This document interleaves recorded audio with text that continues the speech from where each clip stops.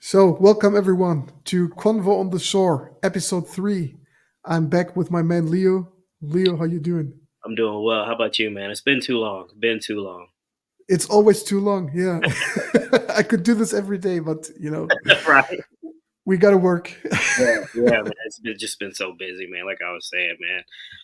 Yeah. Just traveling, man. Seeing family, like I said, and just finding it's a slight little slump in reading. I try to pick it up Same. when I can, and all that. And this was like a little slump for me, but it finally through it all, man. It got finished.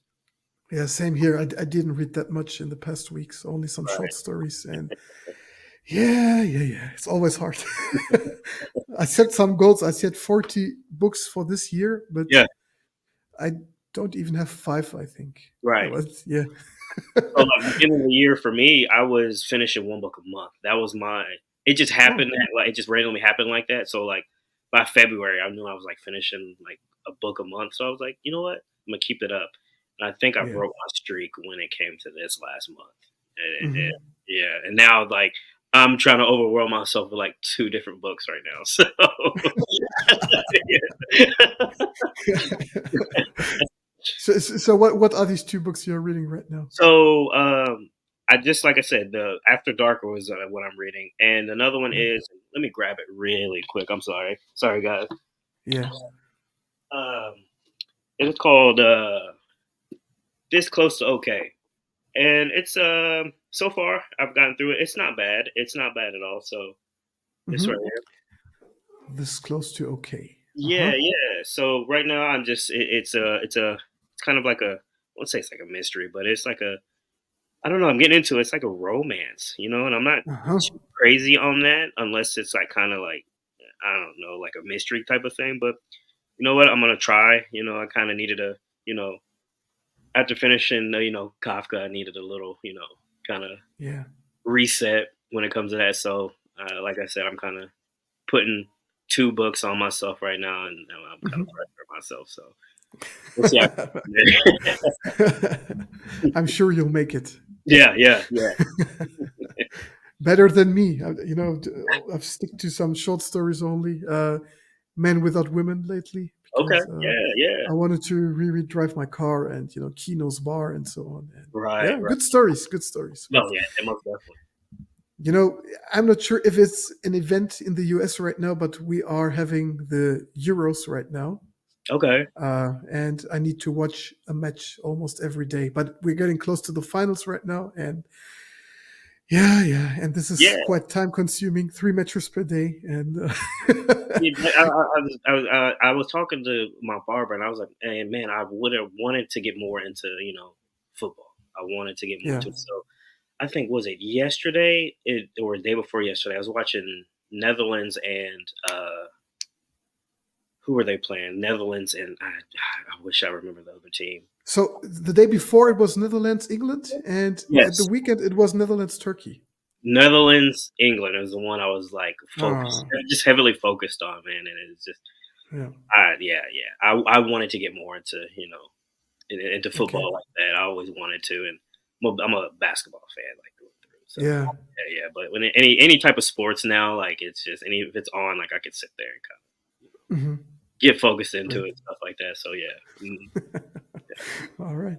So if you need any recommendations, let me know. We are quite football crazy here in Oh Europe. yeah, absolutely, man. That's what I was telling a friend of mine. I was like, you know what? Any like sports game you go to, you can go to any American football, you can go to any Hmm. basketball, you can go to baseball. I said, but looking at them crowds when it comes to like football, Yeah. that's like the unison in the fans that I'd rather be like in that group. Like I want to be there. I want to feel that. I want to do the chants. I want to do all You're definitely invited. So that. Okay, cool. That's great. once you get to come to Europe, we definitely need to watch a match together. Yeah. Absolutely, man. I'm so ready. Right. So you mentioned briefly the book we are going to discuss today, and this has been voted on Instagram as well by our dear fans. So thanks everyone for taking part in the survey. We are talking about Haruki Murakami's most famous book today, and we are facing a huge responsibility. And because this one does have the most views on YouTube. It is the most discussed book by him, and it has won a lot of prizes. I'm not sure how many, and we won't count them today. So we are going to talk about Kafka on the Shore. And I'm not sure how you feel about this book, but this is by far my most favorite work of him. Mm. It is maybe his, do you call it Magnus Opum? Yeah, I can see it for the general. Yes, yes, absolutely, absolutely. I could see why that it is 100%. Yeah, His Magnus Opus is it's so it's so Murakami. Like I mean, yeah, like explaining that you would have. I mean, you would have to know him and not know him at the same time. And I feel like, but it's so. Oh man, it's just it's its own universe. Like that is yeah, its own universe, and how it ebbs and flows in that universe is no matter how you feel, it's so interesting. Like you can't pull away from it. You yeah, know, you just want to be immersed into it. You know, and but yeah, yeah, I would say that this is the most I do see when it comes to recommendations. This is the first recommendation that yeah, individuals would give out. Getting into Murakami. So yeah, yeah, yeah. yeah, I think there are always two books mentioned when someone says what his first Murakami book was. The one is Norwegian Wood, but Kafka on the Shore is the one that stands out, I think. yeah, That's yeah.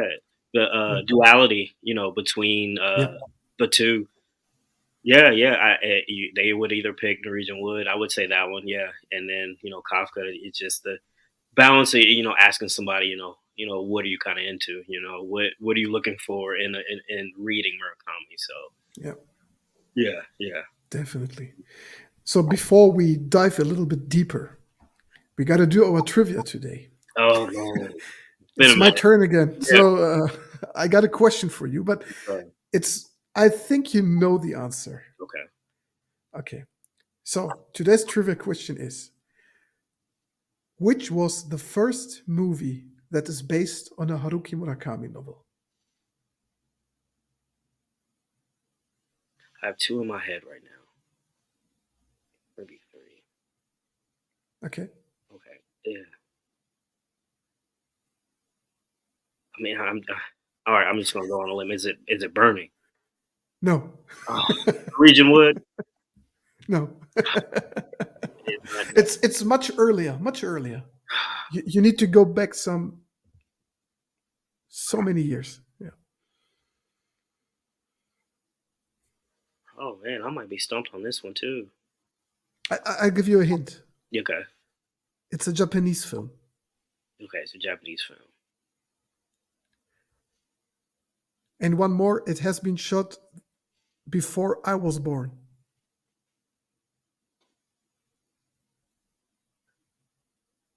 Is it one of his?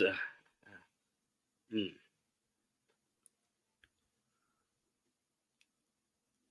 Oh man, it's not Hear the Wind Sing, right? Yeah, it is. Okay, cool. Yes, yes, yes. I don't know.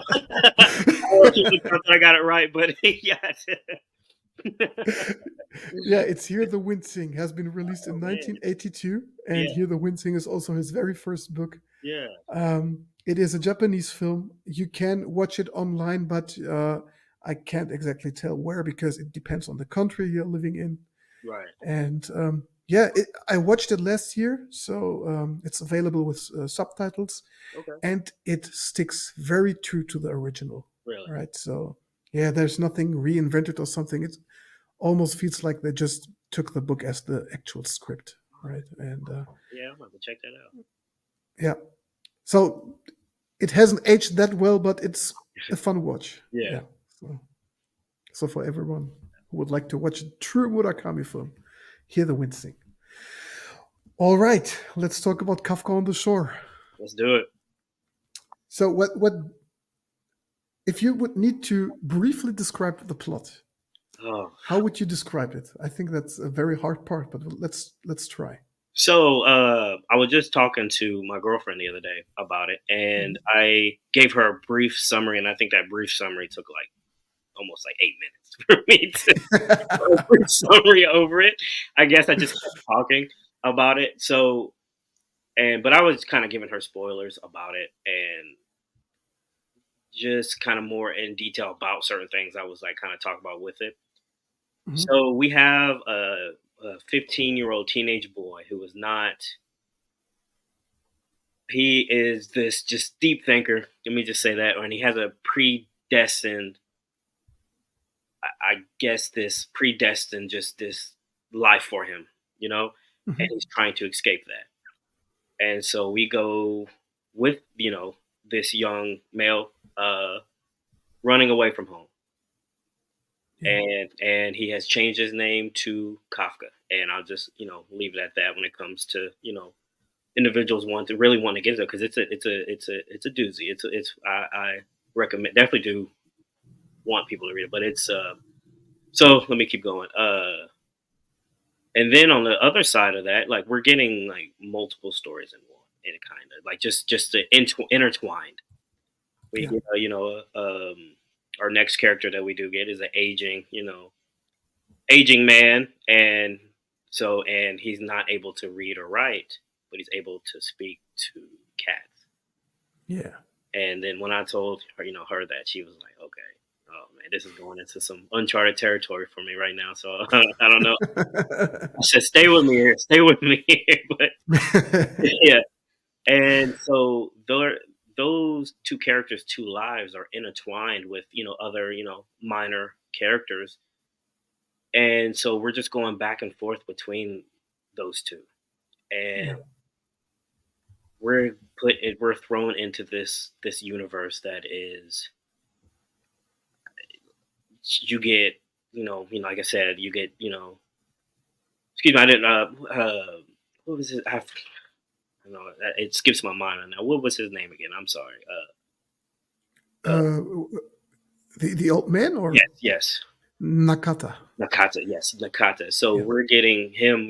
He's talking to cats and stuff like that, and then as it goes on, you're getting raining leeches. You know what I'm saying? We're getting raining fish.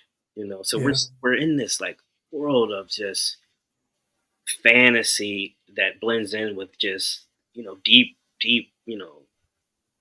subjects. And I couldn't, like, I told her about some of the things that's going on in there, and it's just like being ready for something like that is you just got to be kind of prepared for it. But so we're getting all that, and it's just we're getting,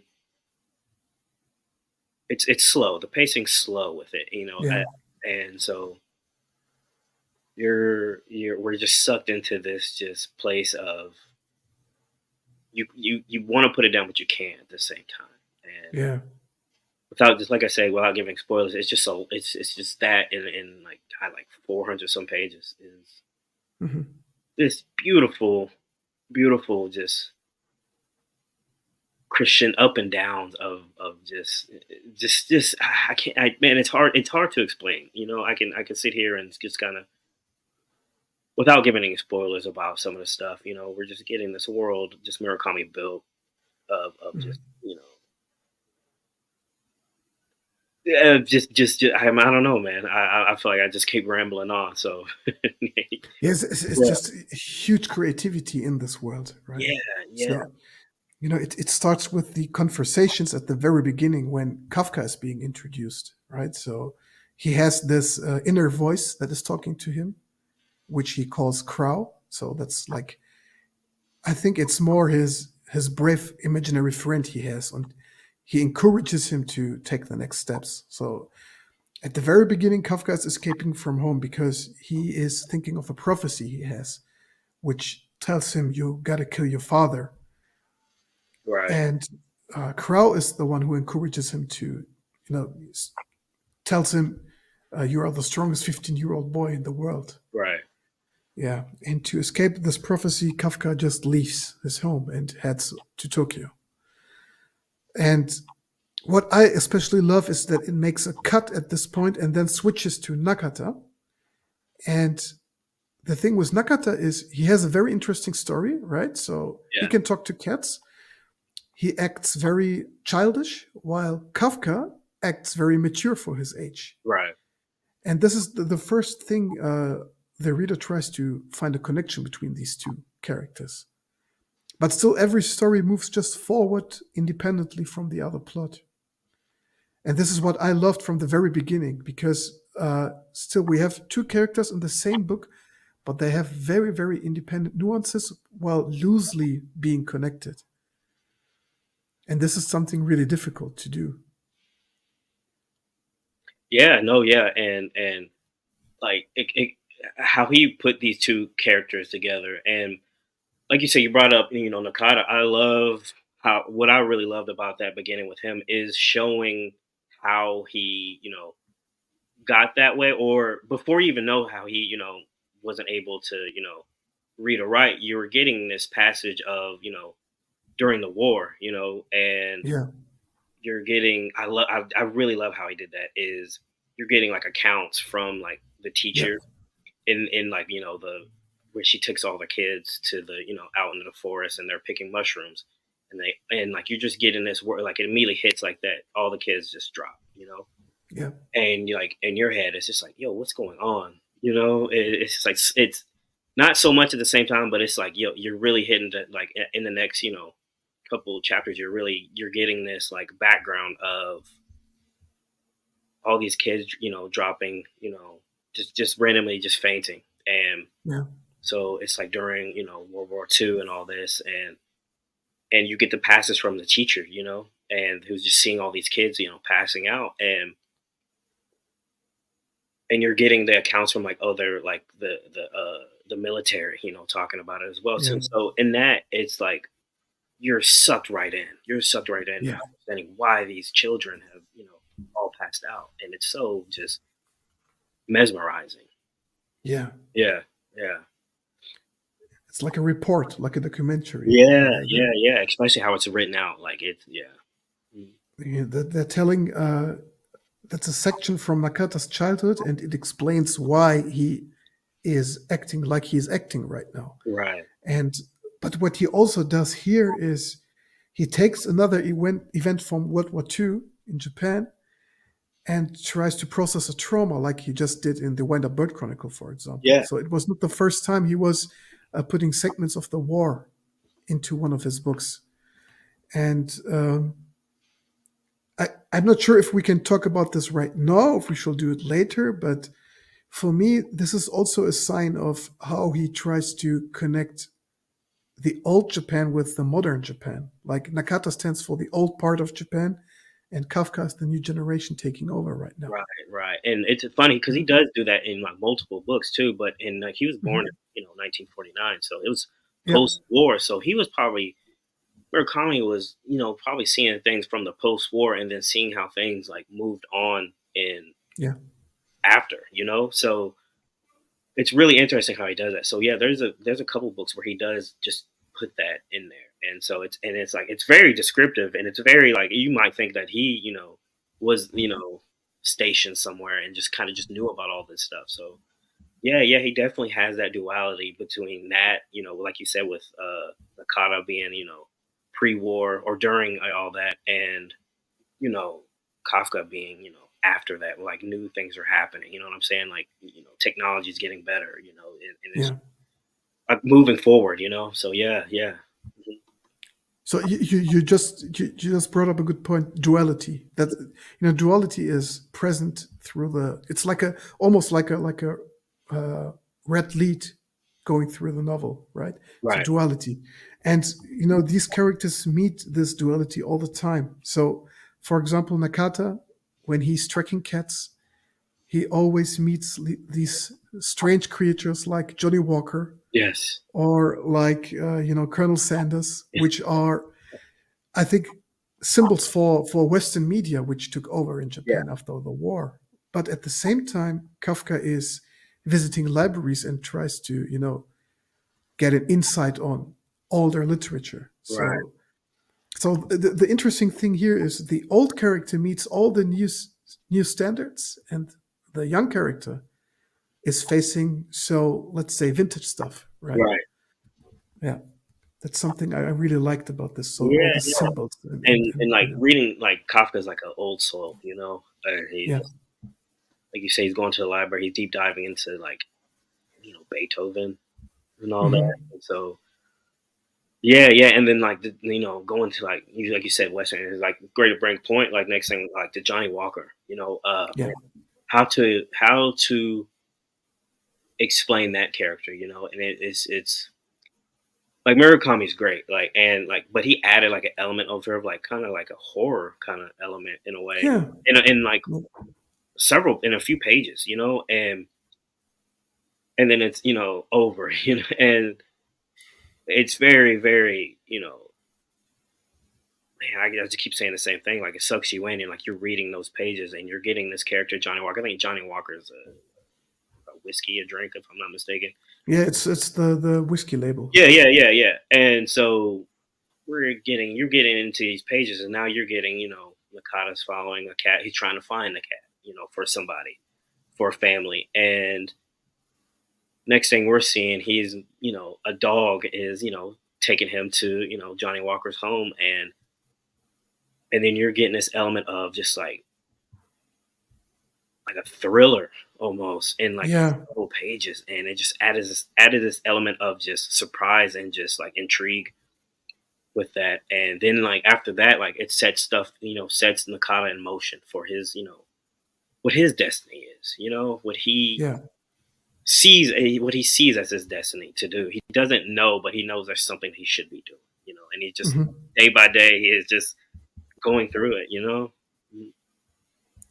So I noticed this at the third reread. I think that's actually this is one of the books you discover more the more you read it, just like the films. Yeah, absolutely, absolutely. That, and for me, it was like Kafka has this alter ego that is Crow, Yeah, and for me, because Crow is the one that encourages him to be more brave and brutal, and for me, with the second or third reread, I think it was Johnny Walker who had the same role as Crow for mm, Nakata, right? So because every time he talks to Johnny Walker, Nakata wakes up with bloody hands or did something brutal. right, And what I noticed afterwards, the Crow is something that is present in all the literature, like Franz Kafka, for example. right, Johnny Walker, at the other end, is something that represents the more modern times, or for example, something Japan has been witnessing after the war right. from the West. And maybe these are the symbols that represent their inner struggle, right? And I've always tried to figure out every time Nakata passes out or Kafka passes out, they do something that they don't really want to do and feel sorry for it later. And at the beginning, I thought maybe Nakata is taking over Kafka's body or Kafka Mm, is taking over Nakata's body, but it didn't make sense at the end for me. yeah. So I just thought maybe it's just, these alter egos that take over the control. Oh man, that's interesting right there. I'm not sure what your interpretation is, Yeah, but yeah. Man, I and one part of me is like sees them as two separate like entities that are just like intertwined, mhm, and then at the same time, it seems like that they like sometimes when you reading this, you blur the lines between what is real and what is fantasy or not happening or like a dream, yeah, you know. And so between those two, it's like Kafka is this like both of them like you can't tell which one's real and which one's not. Which one is the character that we're actually like kind of how I think about who you were looking at. mhm, Is that Kafka has this prophecy that is to that he has to fulfill or that is like shown that he has to fulfill and killing his father he's trying to look for his mother and his sister and so we and then like And then like with that, like you feel like that is the reality. Okay, you're getting set into reality right here, and then it like changes like midway through. Then you get Nakata, who's like you getting him. He's talking to cats. It's like fantasy Mhm. right there, and then like man, it's just like blending those two together is a man. It's a deep one, and Yeah.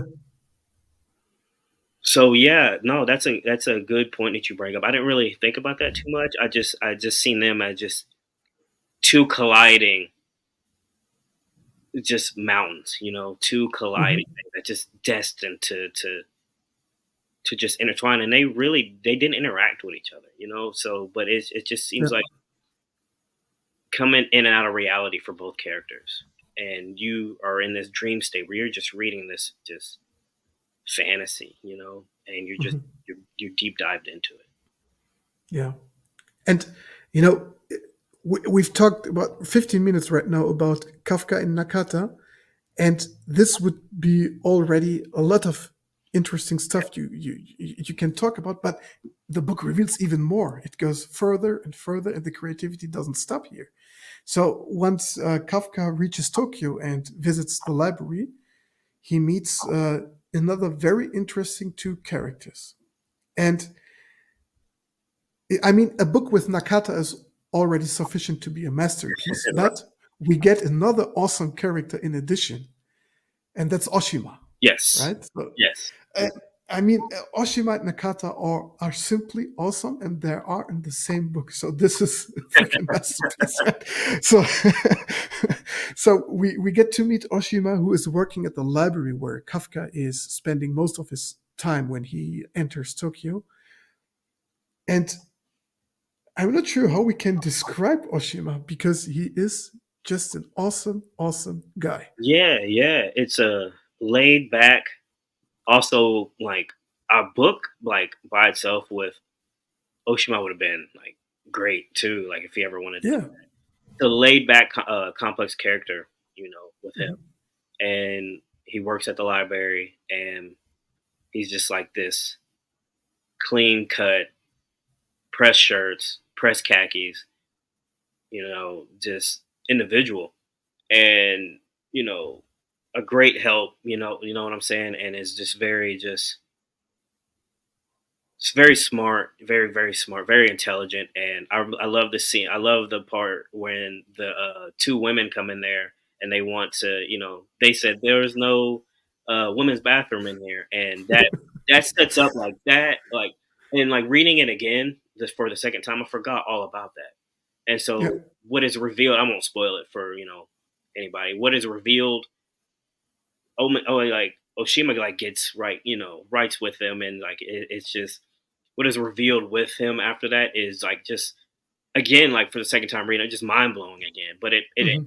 it makes perfect sense. Like it just makes sense on how Murakami put that, just flowed that in there with the character of him. Yeah. But yeah, what a great character, and how much that he cares about Kafka. And at this point we're getting Kafka has left school. He's not Yeah. going to school, and he I mean he shelters him, you know, and they send Kafka to the cabin that him and his brother own, Mhm. family owns, and so he's just there. No electricity, there's nobody around. It's just Kafka and his thoughts and a book and a Walkman with Yeah. playing Prince, so yeah. Yeah. He spends some time at this cabin and calms down. I think. Yeah. Uh, and was it afterwards that he meets Miss Seiki? I think when he comes back from the Yeah, cabin, right? yeah. So I think Yeah. when he comes back, he didn't meet her. I think well, he might. I think he did. He took the tour of the library. I think she did take the tour of that first, and then Okay. yeah. Excuse me. I don't think he left after that because it might have been when I'm trying to think before or after, like since he was a delinquent. He wasn't going and going to school or anything like that. I'm trying to remember if the Tokyo police were looking for him Mhm. before or after that he went to the cabin. Yeah, Yeah. yeah. Yeah. Mhm. Yeah. And yeah, then he meets Misaki, and Misaki also has some miseries behind her. So I think there's not a single character that is uninteresting in this book, No, not at all. right? So Misaki, she runs the library. She is the former girlfriend of the son of the family that opened up the library, right? And he Yeah, passed away when he was quite young in an accident, and this changed her life a lot. She describes herself that since she lost her boyfriend, that uh, she's not really living anymore. Like it right. feels like she has lost her shadow. Yeah, And of course, most Murakami fans know about shadows in his shadows. books. It means something. And yeah, Miseki has lost her shadow. We need to talk about the shadow thing anyway. And let's name it Kafka Falls in Love with Her. Yes, yes. This and like you now, where you're going more into just the psyche of just Murakami and how he just creates. Especially with the next coming few chapters. Yes, he falls in love with her, and he believes that it is his mother. You know, Yeah. and now it can be like as easy as if I walk up to a random woman and say I think you're my mother, she can be like, no, you're not. No, no, I'm not. Get out of my face.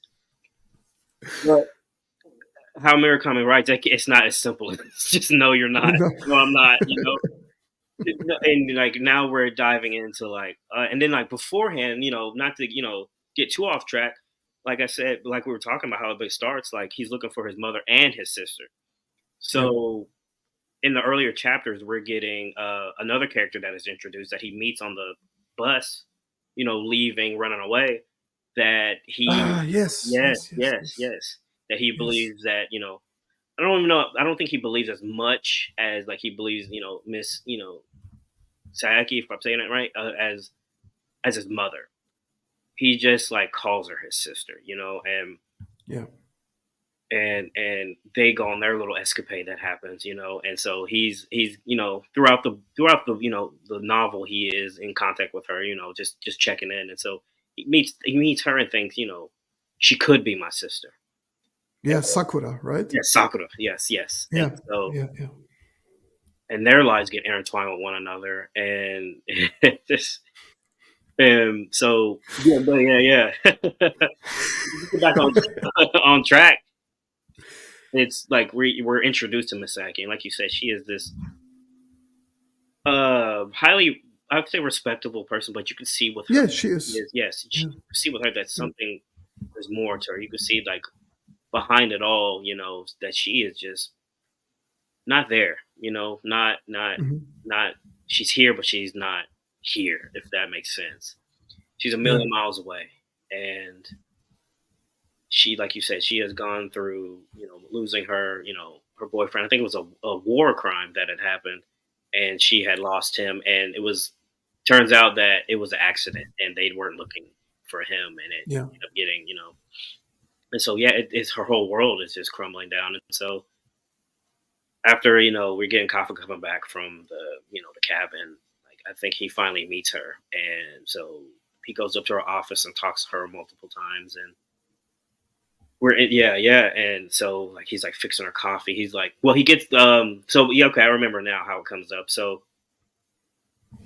he is able to get a job at the library, Yeah. and he's doing things like cleaning up, and he gets a job. So he's able to, after he gets back in the cabin, he's able to stay there and live at the library in like a random room.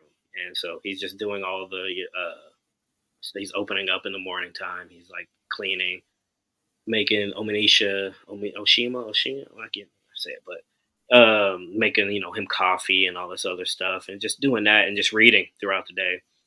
And then he finally, I guess, meets Miss Sayeki. After that, Yeah. yeah, Yeah, and they have some encounters at night, and it's still not sure if he is dreaming or if this really is yeah, happening.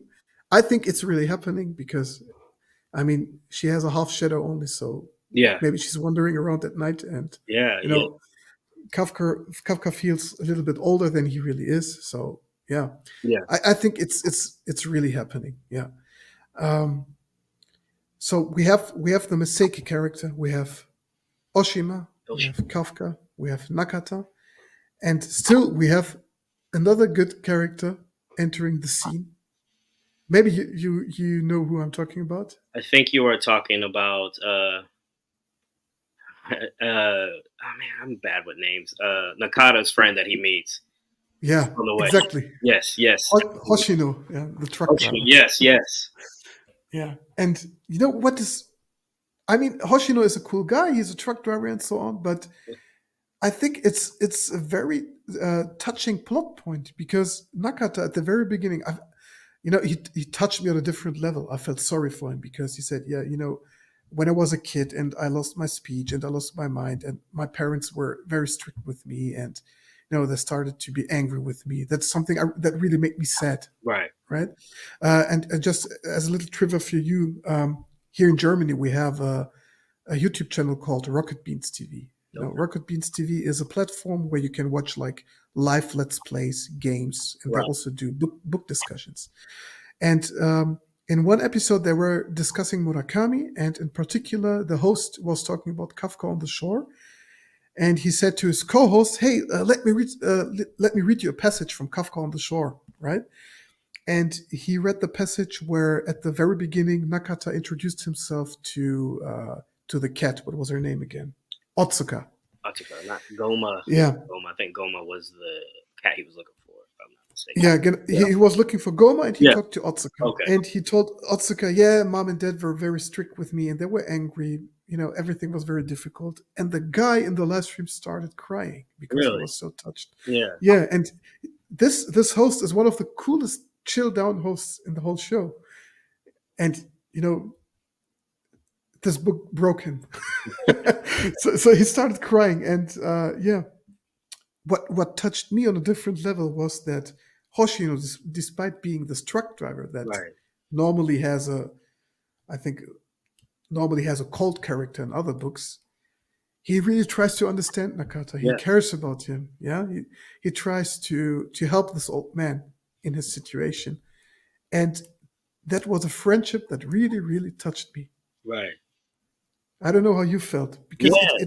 it was so sweet, right? It was. It was really really sweet. And I think that was my favorite parts throughout this book was those two interactions, and because he said what makes him so Hoshino so great, he said he lost his grandfather, and Yeah, he said that growing up he was he was getting in trouble, in and out of school, and his parents really, if I remember, didn't really want anything to do with him, but his grandfather was always there, mhm, and so his grandfather, passed away, and so he said he sees in Nakata his grandfather, and mhm. so we're getting this like whole just like adventure that they're going Yeah, on, like I previously said before, like Nakata is searching now after the Johnny Walker incident. He is now on the road searching, trying to get to the library actually, and he doesn't, and like so with him not being able to read or write, he's not good in directions either. So he's yeah, stuck in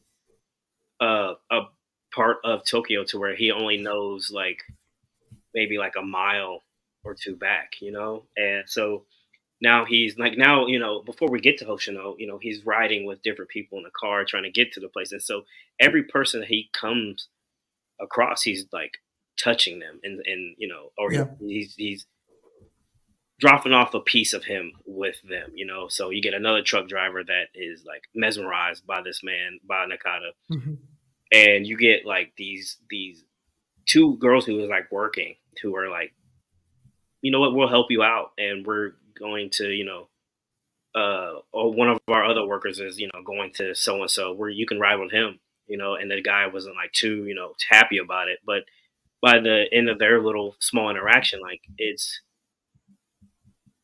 he's mesmerized by Nakata, you know what I'm saying? So we're getting these like, man, who is this Nakata guy? Like I'm yeah, so like, man, is it like what kind of entity is this man? What and it's beauty in it to like simpleness is what I've got. And it's beauty into just sitting back, like just sitting back and just enjoying simple things. It's just Yeah. that came across, and so and but yeah, now we get Hoshino, and like you thinking, okay, he met somebody else, and like he might just go on his way. He's like, no, I'm going to stick with him. I'm going to stick with Yeah.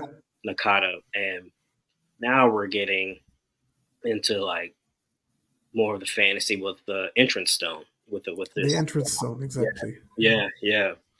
So it's another big part that comes into play, with that, and like it being open and closed. They have to find a stone, to open up with just another world, basically. Yeah. Yeah. Hmm. And that was sweet as well. And it spoke for Hoshino's character because he was like, okay, so Nakata, let's go. Where is the Yeah. stone? I will assist you. Where is the stone? And he says like, yeah, it's far away. Hmm.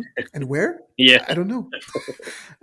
And he's like, hey, do you have some maybe like any direction, something? You have a point? Uh, Nakata doesn't know, he says. He Yeah. talks of him in third person. So Right. Nakata doesn't know. And he's like, in the end, he says, why am I even asking? Let's Yeah. go. Yeah.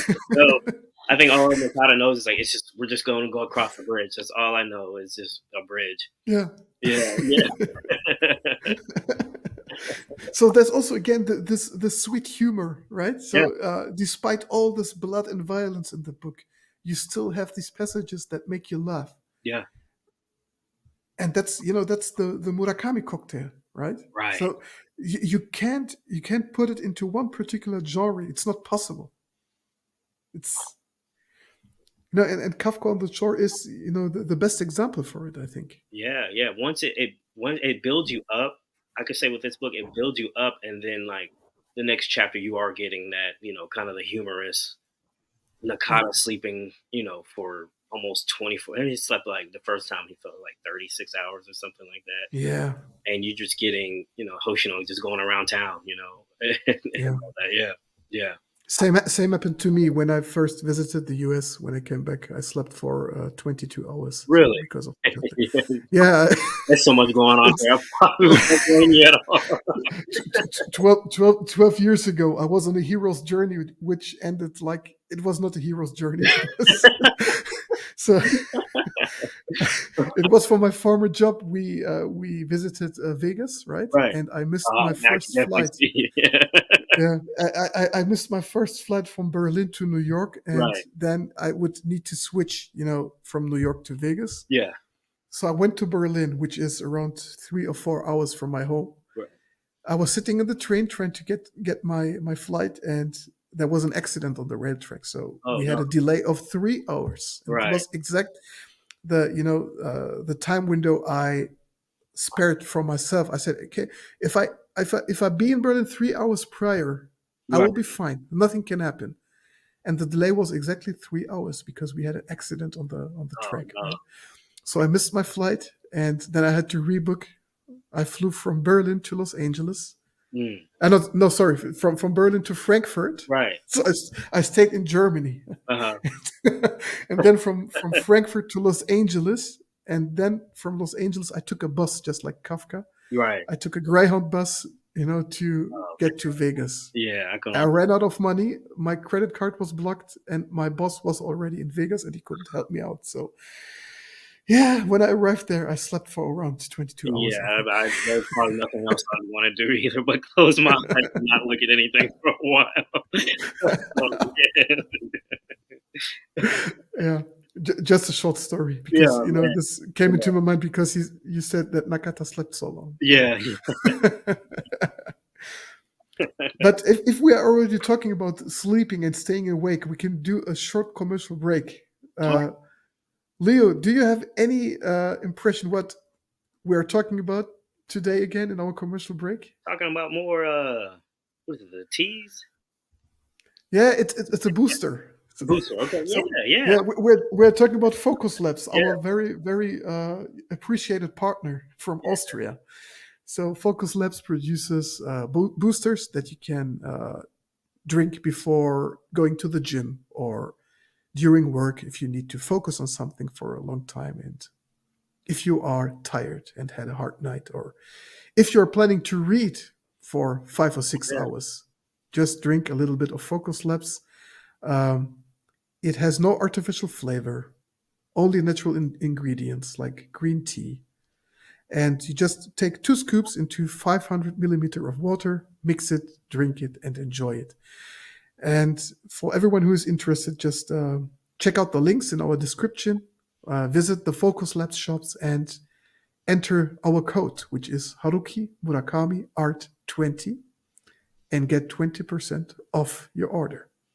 Yes. Thank you, Focus Labs. Thank you. Thanks, guys. Thank you. Okay, so that was a very short commercial break. We need to do it, and yeah, let's go on with our book. So we talked a lot about the characters, but I would like to talk about the world itself. And we have a place in this book which is not being discovered that deep, but which I would like to uh, talk to you about. Yes. The limbo. Yes. Okay. So, trying to think how many limbos were in there. I mean, the one I'm talking about, but I'm trying to. Is the one that Kafka goes into the forest? Am I right? Yeah, Yes. Okay. exactly. Yeah. Yeah. So we have a limbo, which seems like a otherworldly place. And it is hard to describe. But I would like to ask you, so that we could share our interpretations about the limbo. What do you think? What is the limbo, or what function does the limbo have in this So, book? what my description of it is, so to kind of give just a general, just real quick a backstory on the limbo. Uh, it in the forest, where they told Kafka to go to, or where Omanisha is, allow him to stay. Uh, he is told by him not to go fully into the forest. Yeah, Kind of stay in the area. And so the first time he goes in there, he finds himself getting engulfed by the forest, and so he makes his way back. And so the next time because he goes back a second time to the cabin, and this time he fully goes in there, strips all his his pack, his bags, you know what I'm saying, and gets rid of everything. And it gets into this place where he is in, like you said, a limbo, and he meets two soldiers that are just randomly there, and they bring him into the place. So you get in there, and it's like almost like a neighborhood almost. And yeah, so yeah. So he's just in the house, and he's like, what is he? Just, I guess he's just resting up there. So, but yeah, he's my idea of the limbo. I think it's somewhat of the afterlife, or somewhat of an idea of an afterlife. Uh, Between that, what are the I won't say purgatory because it almost sounds like negative in a way, but it's like it is a limbo, like you said. It's like this world between worlds, and yeah, he meets Miss Saeki there another time, and so it's just this like I said, it's like you put it perfectly, the limbo. But I think it's like it's someone's afterlife to me. I think it's yeah, before moving on, before the souls move on, and so he's just there, and it's either he. I don't.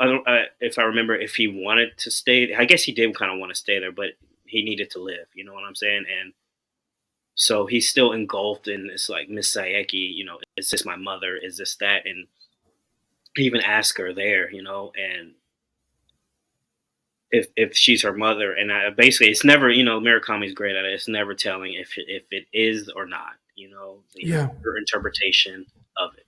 yeah, And so, but yeah, that's my idea of that limbo. It's the afterlife.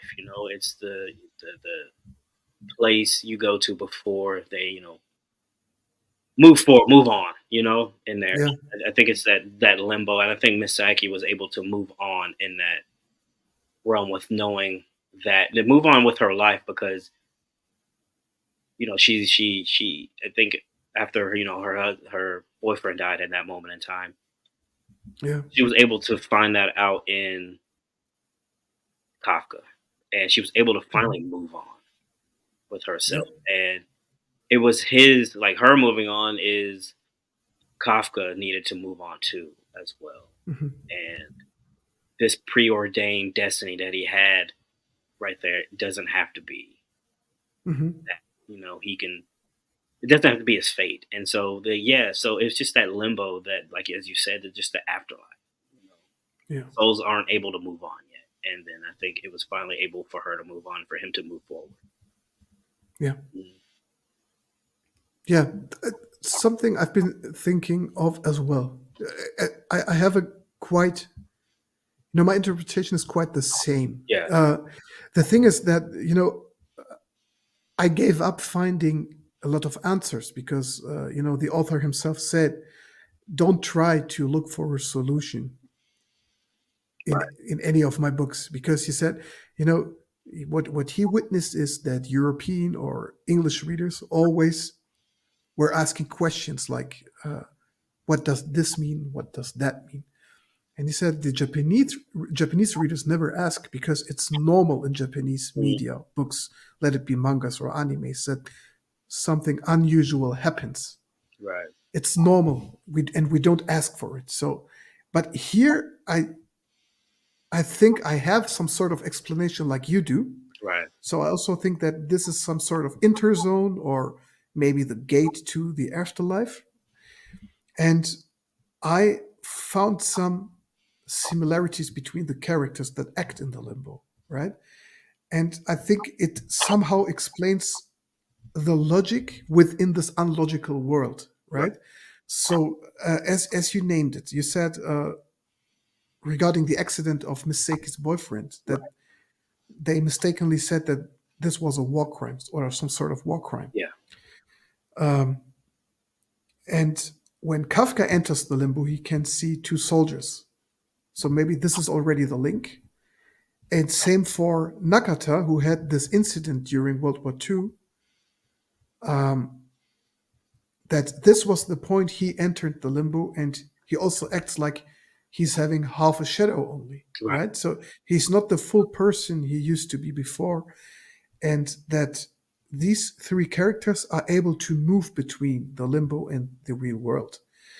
And I think that the limbo has the possibility to keep your mind, or let's say the shadow, inside the limbo while the body is being controlled in the real world. Mm, And, Kafka and Nakata have these these um, these moments when they pass out, and I think that's the point when the mind takes over the body again, and that maybe Crow and Johnny Walker are the minds that are acting out of the limbo to right. control them.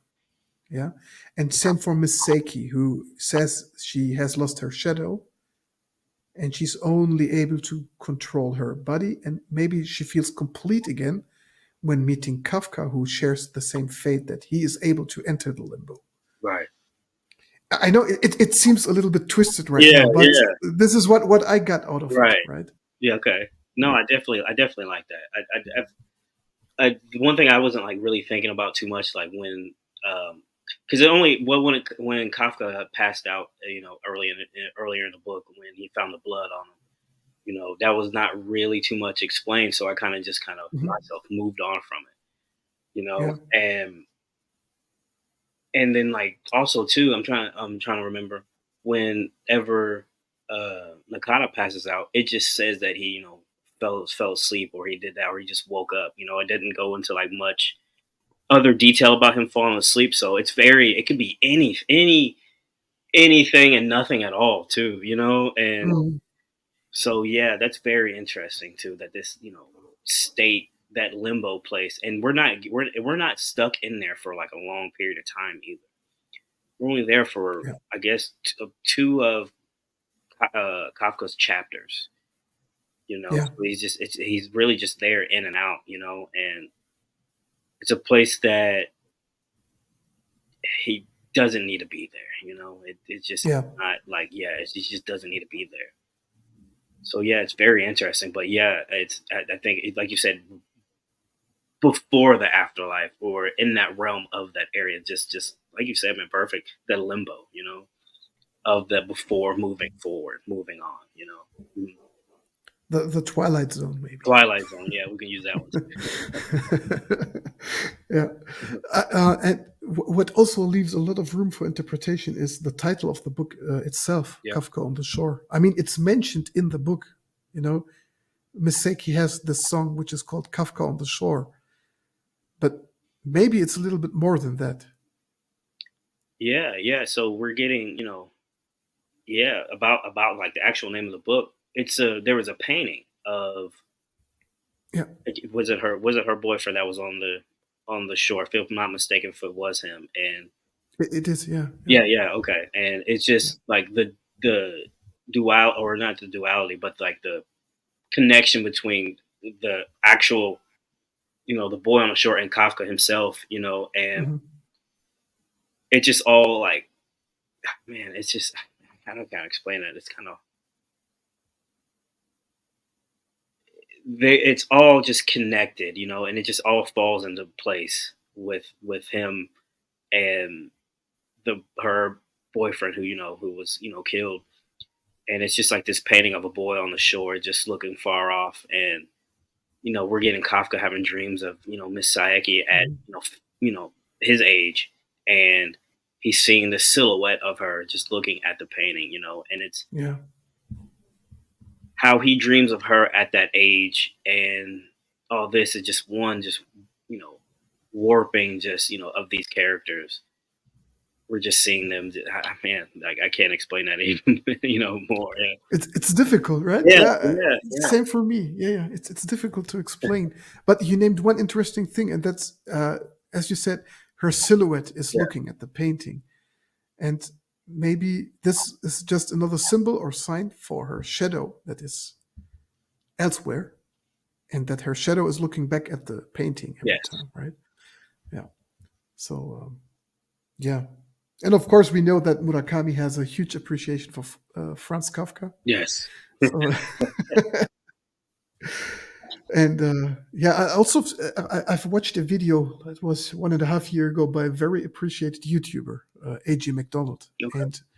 and he provided some sort of deep dive into the Kafka on the Shore world. So, and he made up an interesting point that the name Kafka means crow in Czech. Well, yeah, Yeah, but it's written different, I think. But Kafka's meaning itself is crow. hmm So that's maybe also the reason why it's a crow talking to him all the time. Yeah. Um, what this book also provides are some very interesting quotes, and it is one of the most quoted books of him. There's particularly one quote at the very beginning that helped me a lot. I'm not sure what you think about it, but it is quoted quite often. I think it's the one that I may have it. Let me see. Is it? I gotta write it down. When you come out of the storm, you won't be the same person who walked in. That's what the storm is all about. Exactly, Yeah, exactly. yeah, And this is one that helped me a lot because I was reading Kafka on the Shore in a quite stressed time. right. And it was like for me it felt like metaphors again. That's Murakami, Yeah, typical. It was like this storm was the problem I was facing right. by that time, right?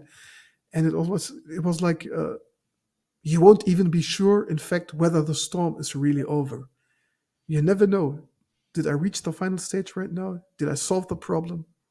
Am I through it? Yeah, But one thing is certain: when you come out of the storm, you won't be the same person that walked in. absolutely. That's what the storm's all about. So it's like a trial, or Yeah, yeah, and it's yeah, man, I relate to that too. Like, as you saying, going yeah, through these things and then hearing that, it's beautiful, man. It's really beautiful, and it helps. It definitely helps. Trying to, yeah, you know going through storms. I've definitely been through my fair share of storms as well. yeah. Yeah, Yeah, there's a lot of quotes, but I think the best quotes still come from Oshima.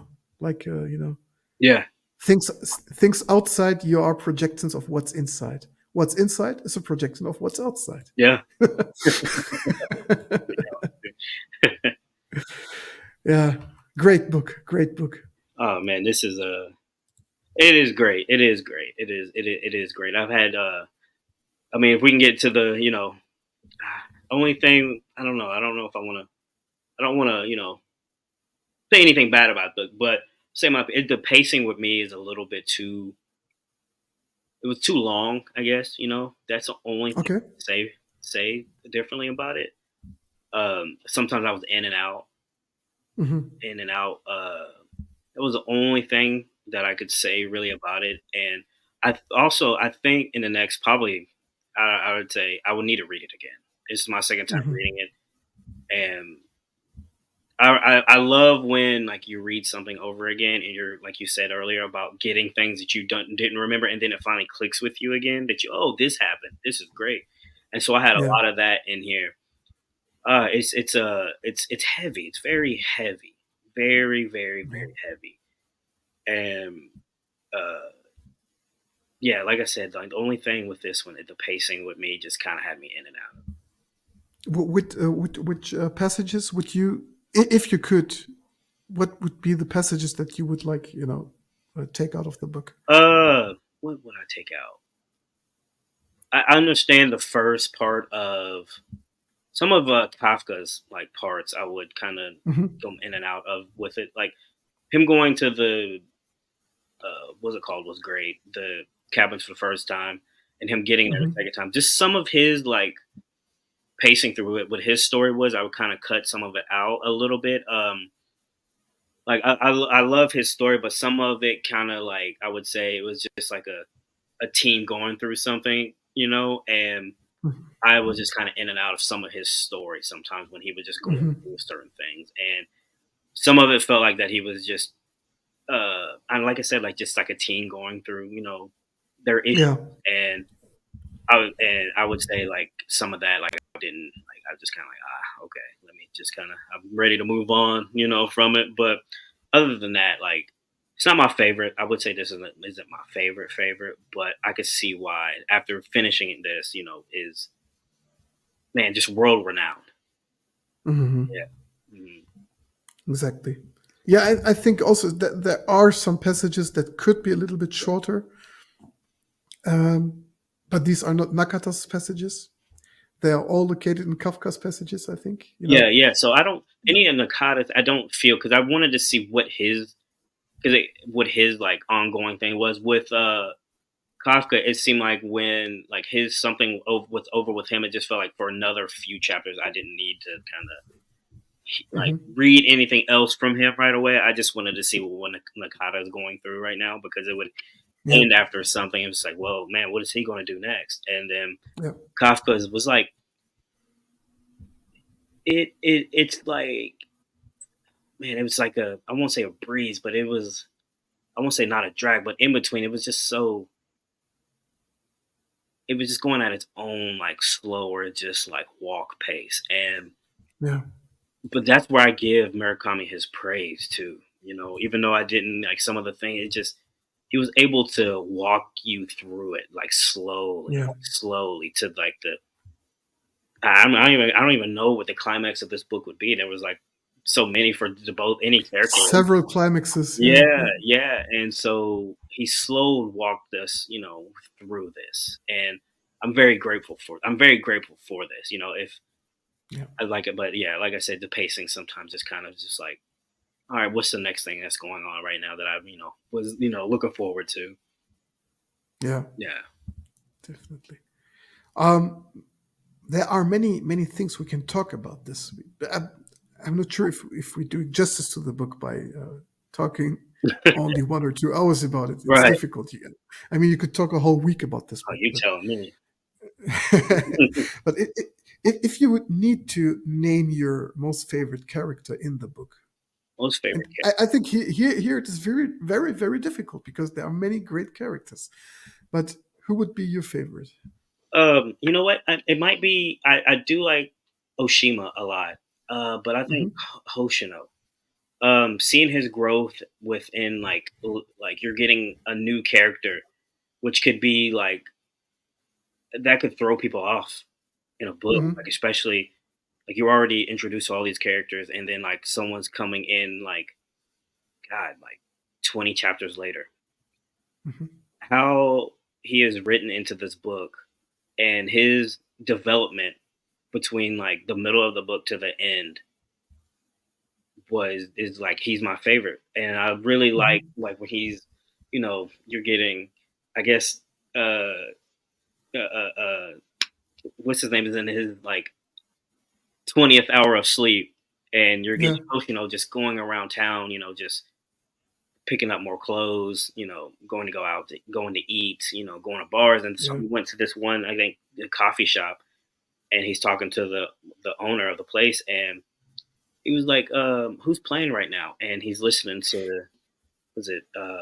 I've written it down. It was a Beethoven. I forgot what the symphony was, and he's listening to it, and so, like, he changes his whole. I won't say he changes his whole perspective because he's still the same host, through it all. He's yeah, this, smart mouth, just like whatever happens, happens type of character. yeah, But he starts to develop like a new side of him, and he's yeah, himself. But he starting to gravitate more to, like I said, he's listening to Beethoven. He's being more of like a, let's say, a better person per se, but more or less adapting more, just genuine qualities with him. And you're reading this in real time about, like, a character just got introduced. yeah, So he is my favorite, I would say, by the end of it, and especially like the last, few scenes with him that we're getting, with the whole, I won't spoil it too much, but like when he has to, like, he gets a house, like he's like, gifted this home to stay into, and he has to, pull out a bunch of just knives and all this other stuff, and it's yeah, his just, and how he's speaking to the stone too, just like as it's like a yeah, and stuff like that. So I would say he is my favorite. I like I said, like how he's introduced like later on in the book, and now that he's like, you're getting somebody else who is just getting a character change, and it's just, that's he's my favorite. And I would say that Hoshino, yeah, yeah. He makes a huge process. That's yeah, right. yeah, yeah, Yeah. In this short time, right? right, right, But also a believable process. It's yeah, not only like, okay, I'm like this, I've changed. No, it is a believable process. Yeah. yeah. How about you, man? Who's you say your favorite character in there? No, for a very long time, it was Nakata, Right, right? So Nakata was, or is still, if, of all books, my most favorite character. But the more I read the book, the more I start to appreciate Oshima, right, right? Because Oshima, as you said, is this laid back guy. He quotes old literature. He's this. I'm not sure how to describe it, but he's, this cool down guy. It's like you just walk into the library and he's standing there, looks at you, and he's like, "What you doing here? Let's sit yeah, down and read." But also, he helps Kafka. He is a very loyal employee to Miseki. He knows how to talk to women. He yeah, knows how to talk to clients. It's like it's a joy to read his passages, right? And yeah, yeah, yeah, yeah, that's something that makes all these heavy passages a little bit easier to read. yeah, yeah. Like I said, with him, that where he gets those two women in check who come into the library, saying you don't have a women's bathroom, is probably one of the best scenes, Yeah, best parts of the book right there, and it was calm, it was collected, and it was. yeah. But yeah, he straightened them up in there. But I also appreciate a lot about him. I mean, the book is from '95, right? Yes, So it has been released in the '90s in Japan. And Oshima's character is already, I think this book is quite ahead of its time, because in the past years we have been talking a lot about, castings in movies, like they have to be woke and they have to be diverse. right. And this is something I put a huge importance on. It is very important to me that the cast is diverse and woke, because we've been doing it wrong for a long time. I Yes, mean, you can just, and even if people are tired talking about this, I still think it's very, very important, that a wide range of readers can relate to the book. And you know what Oshima is being described that he's transgender, I think. Yeah, I didn't want to And spoil that part right there yeah, too much, but yeah, we can definitely dive into that. Yeah, yeah, and but still the way he talks to people, right, mm. is like he's a very very what is it called? I need to Google this because now my German is taking over. Yeah, Sorry you're for good. this, Yeah, guys. absolutely. uh, he's very eclectic, yeah, Yes, and still he doesn't share this cliche, right? right, So I think that this book is quite ahead of its time, and Murakami is often criticized for not being able to write like female characters or right. women, and I think it is a huge weakness in a lot of his books, but not here. No, Here he shows that he can write different characters, right? And you know, this is something we need to address in our later discussions, especially once we talk about 1Q84, because all right, in 1Q84, the female portrayal is something that really, really deserves me. right. It's my biggest criticism point, right? Um, but here, I think that this character is very ahead of its time, and still, this is something we need to talk about it because the book is almost 30 years old right now, and yeah, still we are discussing about whether someone is if the casting is right or not. Right. I mean, the world is more than two types of people, Yes, right? absolutely, absolutely, and Yeah, just how seamless it was, like, is uh, just like being knowing that, or that we are being told that it wasn't this just over the top, just like thing that was just happening. It was seamlessly just put into there, and there was a couple of passages about Oshima being transgender. I don't know if she was directly transgendered. I think she was. I'm not sure. Yeah, He was just wasn't as, I guess, developed as yeah, a woman would be. It was just like the features. I mean, you're told like straight out the gate once you meet Oshima that he had delicate features and all this other stuff, and so. yeah, But how powerful, how subtly powerful it was for when he was talking to those women and he had said, "I am a woman myself." Da da da. yeah, It was powerful. It wasn't like that he needed to be over the top with it. No, this is me. This is who I am, and this is what's going on with me, and I'm still happy about myself. I am still this individual, and like how Murakami wrote Oshima to be just so just seamless with it, yeah, and it wasn't yeah, something that was just needed to put emphasis on at all.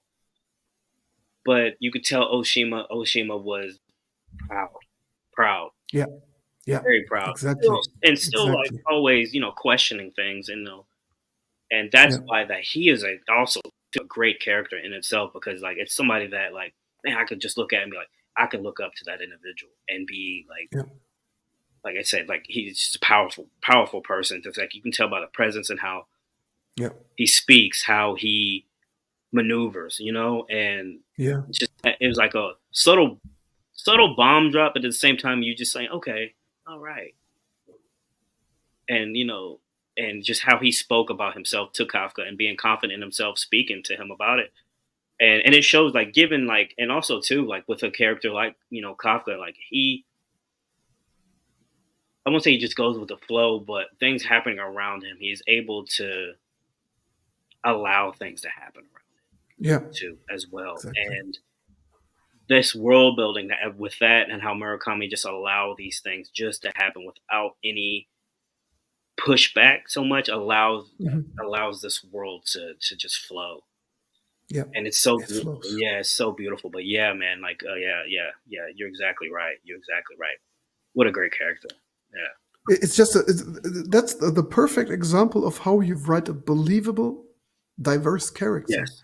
because you know you mention it, but you don't put the importance on it. Right. But still, you let the character talk about it while being believable. Right.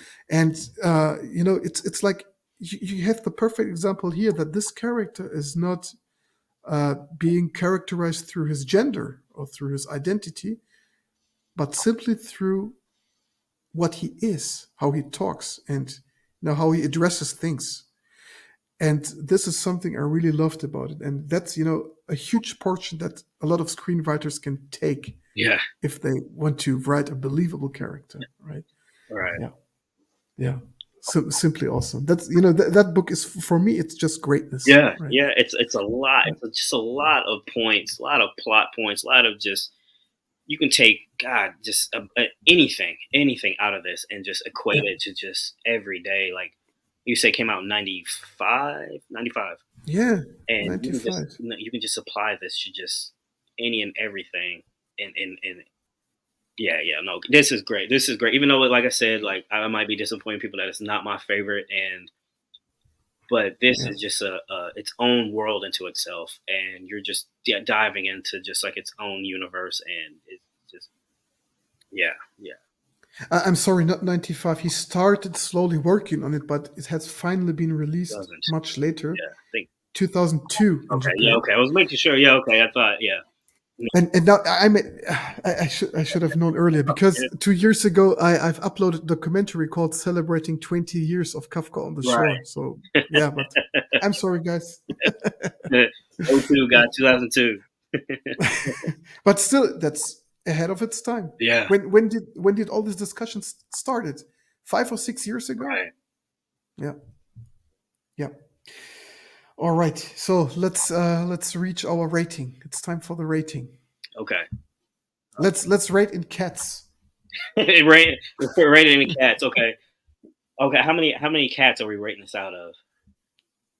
So the maximum is 5. 5 cats. You think I'm gonna give this a 3 out of 5 cats. Really? Yes. I like I said the pacing for me is the only thing that Hmm. is just too much, and some of the some scenes in there was just kind of I just like about and but other than that, like coming out of this and actually speaking this with you right now has kind of upped it a little bit for me as Hmm. well. So I'm right now. Well, yes, I'm gonna give it a 3 out of 5. This is not my favorite, like I said, and um, this is like I said, or like everybody said, this is something they would introduce first. Hmm. I think I'm on the opposite side of that. This is not the first one I think I would introduce somebody to, Hmm. but it depends on what they're looking for. If they're looking to dive into a world and just get fully in it, I would recommend this. But if they Hmm. are not looking for this. This would not be my first choice. Okay. Yes, I'm gonna keep it at that. Sorry, guys. No, it's Yeah. I can understand that. Right. I mean, the pace has to suit you, of course, and yeah, that's an important thing, of course. For me, it's but I think it's more a fanboy thing from my Yeah. perspective. But for me, this is 5 out of 5 Okay. cats, right? Yeah. Because it is simply my most favorite of him. Maybe this will change in the future. I don't know, but since I've read it initially, it has always been on my top because it is just this unleashed creativity, Yeah. and That's one big thing I could say. It's this Murakami at his finest, and yes, at its exactly, finest, and it's such a gem. It is a gem. it's a Like, gem. it's a It gem. is a gem. It is a gem. Like me having the rating that I had does not undermine what this novel is. Yeah, This is just like it's amazing. It really is amazing. And so simply. yeah, no, and mine can change too. Like I'm giving it so much praise right now. It seems like I should Mhm. give it 5 cats out of 5 cats. But I want to take another chance at it again. Maybe within the next year or so. I definitely want Yeah, to try it again and yeah, maybe write yeah. some more stuff down with it because usually I write some stuff down. This one I didn't write too much down for it. So Mhm. I see. Okay. All right. So I think we're done, even if we can't be done, but we are done. We can go on. We can uh, let's start to remember stuff like yeah, exactly. So for anyone who can't stop talking about this, just let us know in the comments or send us a message. We are always open for discussions. Maybe we can do a second part if you guys wish. If there's anything that you think we didn't talk enough about, please let us know. We take any criticism. We appreciate it. And of course, we will talk about it again one day. Uh, if you can't stop talking, reading, or listening about Kafka on the Shore, feel free to visit the YouTube channel because there's a whole documentary on this book. It has been released in November 22, right? And in this documentary, I have included some scenes with the characters that introduce themselves, and I've hired some voice actors for it. So uh, if you can't get enough, feel free to watch the video. I spent a lot of time on it. I've been one of And the first ones of yours I've seen actually. really, Yeah, it might have been that one. It might have been that one, or I probably just looked up South of the Border. But mhm. one of that one or Kafka because I was going to get Kafka again. I wanted to read it again, so it might have been one of the first ones I watched of yours. Thanks, Yeah, thanks. absolutely, man. Thank you. Almost 2 years ago now. So Yeah, I think I spent 3 months on it, and yeah, always editing late night and so on. And the funny thing is, when I was looking for a voice actor for Nakata, I said it has to be someone who really speaks Japanese and talks in English with an accent because it yeah. has to be believable. Right. And then I texted some people, and I always had an appreciation for the German voice actor of Ken Watanabe. Okay. Yeah. Absolutely. I definitely You know. know Ken Watanabe Yeah. from Last Samurai, Inception, and so Yeah. on. Yeah.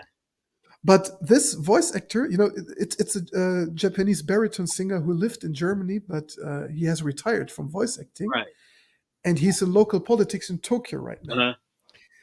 And I've seen that his homepage is still active, and I said, just give it a try. Send him an email. Yeah. Tell him you can't afford anything to pay him, but maybe he will do it for free. Ask him to do it. And also, a friend of mine said, yeah, just ask him. Maybe he says yes. Yeah. I mean, the most horrible thing that could happen is a no. No. I said, Yeah. okay. Yeah. Absolutely. So I sent him an email, and 3 or 4 weeks later, I received a reply. He said, yeah, send me the lines. I can do it. Nope, I will record it through my phone. And I sent him Yeah. some Oh, that's lines. amazing. Two, Yeah. yeah, 2 days later, I had the lines, and I'm really proud of it. So I Yeah. still That's use amazing. those lines Yeah. for some Instagram reels, so you can hear his voice. So every time you hear an old man's voice, that's the great Toru Tanabe from Tokyo. Yeah. That's He amazing. used to live in Germany a lot. Great guy. So yeah. And the other two guys that voice Kafka and Crow are two friends of me. Right. One of them is a very close friend, Samuel. So Sammy, if you hear this, I love you. I appreciate you, Samuel. Thank you, man. Thanks, God. And we also have a Misaki voice actress. Greetings to her as well. She also has a small Instagram page. Myrene Miracle is her artist name. Thank you again as well. So yeah, but you can see the effort I put in this video how much this book means to me, right? It's I said if I do a video about it, it can't be just a normal video. And every time I do something on Kafka on the Shore, I put maximum effort on it. Yeah. So Yeah. Absolutely. yeah, because it has to do justice to the material. Yeah. Yeah. This. Yo. Let's and I'll email him too. Let's get Ken Watanabe next. We'll both email him together. That'd be great. That would be great. Yeah. Hopefully he's not too But busy. maybe he has some time to talk to us on the podcast. Right? So Come on, let's see. come on. Ken, son, we are waiting for you. I'm not sure if he has Instagram. If he has, we will tag him. Oh man, like I've Let's seen see. him. I don't know.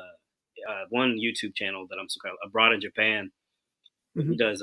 He's from I think the UK, and he Mhm. lives in Japan now. And he did an interview with Ken Watanabe. So he Mhm. said he just randomly emailed him or did something, able to get an interview with him in Japan. Yeah. So that's funny you bring him up because I was just watching that video not too long ago. So yeah, Yeah. He's a legend. He's a yeah, true legend. yeah, yeah, he is. Mhm. Yeah. I mean, he was even in the last Godzilla films. Was he? Uh, Yeah. yeah, the films were quite mediocre, but Right. you know, all his scenes were another level again, Yeah. right? Because it's Ken Watanabe. Yeah. That's all we got to say. I Right? just watched a movie with him in it probably about a month ago. I forgot what it's called, Creation or something like that. He played like The creator. the creator. He played like Yeah, the yeah, robot. So yeah. yeah, I did see that with him in there. It's the one with Denzel's son, right? Yes, John David yes, yes, Washington. yes. Yeah, David Washington. Yeah. yeah, yeah, Yeah, I would definitely watch that. yeah. Same for. Did you see the Gladiator 2 trailer I this week? definitely watched the Gladiator 2 trailer. I'm excited. I'm excited for it. I'm definitely man. I didn't. Yeah, me too. One of my favorite Yeah, actors. So yeah. he's gonna do his thing on that one. I mean, it's Zell. Yeah, Zell is another it's level. Zell, man. That's my man. Love him. Yeah. All right. I think we're good for today. Yeah, yeah. We can sit here and do this all day, man. It's always very Yeah. enjoyable talking to you, man. And I'm glad we were able to Same. knock this out. Like I said, it's been too long, and so hopefully Yeah. we can knock some more out for you guys in the definitely in the near future. And Yeah. and we were just talking about doing some other books as well, other Japanese artists or authors Yep. as well.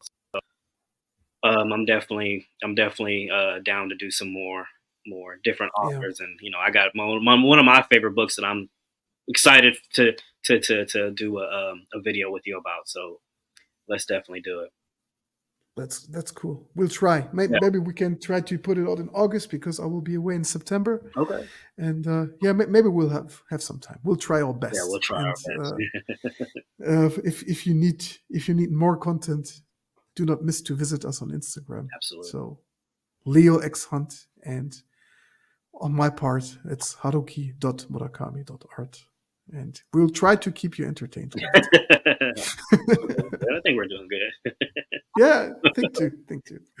All right. So thanks everyone for listening. Leo, thank you for being here. Appreciate you. Oh, absolutely, man. And, Always grateful to be here. Thank you guys so much for listening too. Hopefully I didn't rub you guys too much the wrong way about some of my reviews over Kafka on the Shore, but you know what? Like you said, I'm ready for the criticism. it's a great discussion. Yeah. I think, that's nothing to criticize about. I think it was a joy again. Yes. So yeah. Right. Okay. So take care, everyone. Never stop reading, and see you next time.